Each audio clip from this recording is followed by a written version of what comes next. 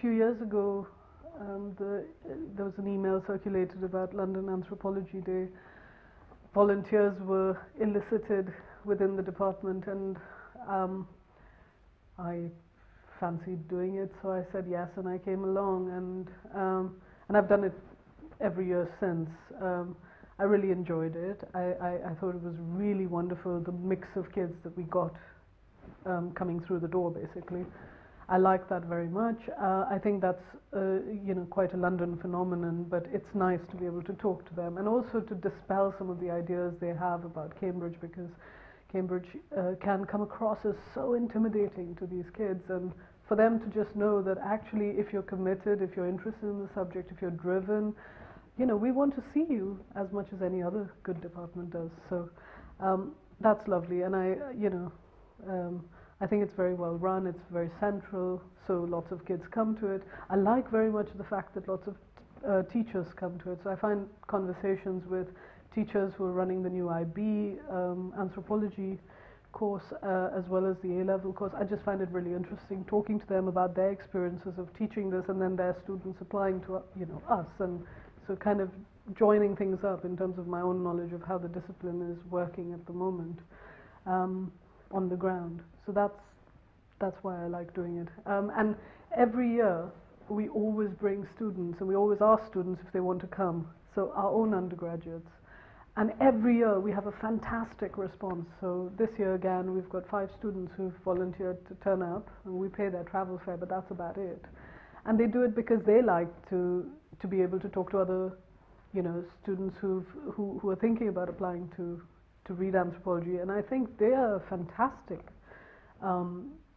way of communicating a kind of passion about the subject that's not synthetic or superficial. They can say why they think it's important for these guys to do it, to put in that application and to think seriously about studying social anthropology. I feel very strongly about it because I think what it offers is a way of seeing the world that's not simply a gaze, but a kind of critical gaze. So it's less, less important in many ways in terms of what degree you get out of it, but in terms of transferable skills, this jargon that people talk about, to my mind, it offers the most essential transferable skill, which is,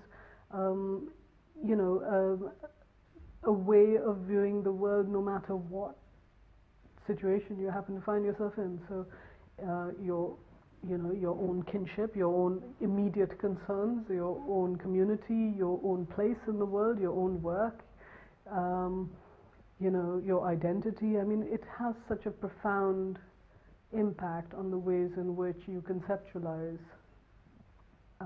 the world. So, I mean, a good example of quite how transferable anthropology is one that I often use with first-year undergraduates, Gillian Tett, who was the only person to predict the financial crisis. And how does she go about doing that? I mean, she's studying derivatives traders, and she's using anthropological method. I mean, she wasn't trained as an economic anthropologist. She was studying kinship, and marriage rights for her PhD, and nothing to do with the world of stock markets and, finance, global finance. And yet the skills that gave her were skills that she was able, a way of seeing things, a way of conceptualizing, a way of positioning yourself vis-a-vis the people you're trying to find stuff out about, and that was critical in terms of her ability to see through what was going on and predict something that now we're dealing with, So I think it's a way of seeing.